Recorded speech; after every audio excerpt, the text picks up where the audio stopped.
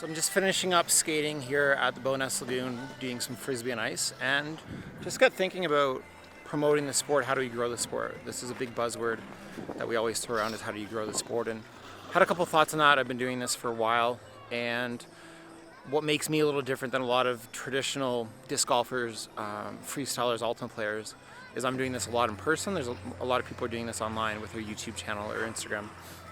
My YouTube and Instagram and Facebook, I don't have that many followers.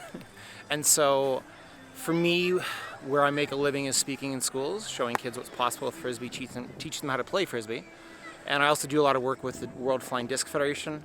I also do a lot of work with a lot of manufacturers, including Innova, obviously, X-Disc, Pocket Disc, Epic Disc Sports, work with wham-o, Discovering the World, Hero Disc USA, Top Link Disc Golf. So I do a lot of work on that side with the manufacturers, with the organizations, and in schools. And so for me, I know that I'm not going to be able to post a video and get 10,000 views right away and a lot of shares, and that's just not going to happen. I just don't have the traffic. And so the way that I'm approaching this is supporting the people like Brodie Smith and Simon Lizotte and Paige Pierce and Zoe Andike and Juliana Corver, the people that are doing the work online, sharing what they're doing, but also taking some of those lessons and knowing that because they have such a large following, there's going to be a lot of people that will probably see them or hear them. And so I'm trying to give them touch points in person, whether it's in schools or out here. So for example, today when I was doing self-caught flight on ice, I had this young little boy, like 4 years old, named Henry, just stop and watch. And so I reached in my bag, I grabbed 2 mini discs, gave them to him, told his mom and dad, Frisbee Rob, if you check me out online. So, in the sales cycle, if you want to close a deal, it usually takes 6 or 7 touch points. So it might be an email, a phone call, visit your website, see an ad on Twitter or Facebook. And so I take that same approach to what I do with Frisbee, that the chances of me being the catalyst that's going to get people to play the sport, probably not going to happen. And I'm very aware of that. And so what I'm trying to do, they've probably already heard of Frisbee once or twice before I come to the school. I show them, I get excited about what's possible with Frisbee. Then I encourage them to start a Frisbee club. I encourage the teachers to start the club, and so that might be the 4th or 5th, and then they see other kids do it. So I'm trying to be a link in that chain. Sometimes I'm the very first thing that these kids will see with respect to Frisbee. Sometimes it's the first time they've ever been exposed to Frisbee, which is great. Sometimes it's the 2nd or 3rd or 4th time. Sometimes it is that catalyst that will actually get them into the sport. You never know that, and there's no way to really track that unless somebody actually tells you. And a lot of times if they actually say, hey, you're the reason I'm into Frisbee, probably not.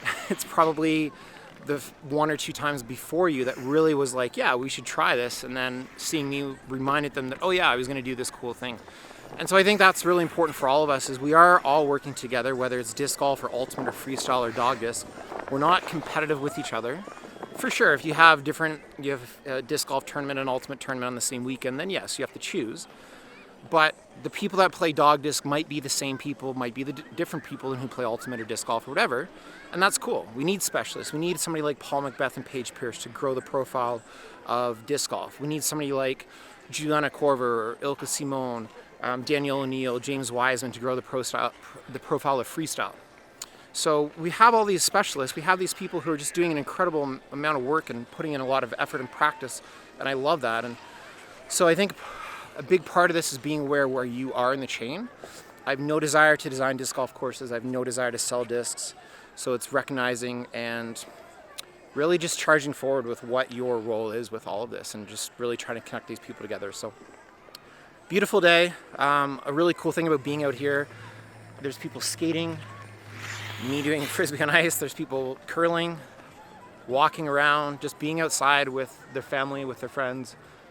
Absolutely love this. So that's what it's all about, is if you live in Canada and it's the wintertime, instead of staying at home saying, grumbling that it's cold and watching another Netflix movie, get outside and play. And I'll probably go home and watch a Netflix movie tonight, and that's okay. But just at least get out and move your body. It'll be really good for your mind, really good for your heart, just good for your spirit. So hope everyone's having a fantastic weekend. In Alberta, at least, it's family day on Monday, so we have a long weekend. Not like it really matters to me. Unfortunately, I can't book a school on Monday, but I hope everyone's having a great time with their friends or family. And if you play Frisbee, hope you're getting out and playing some Frisbee.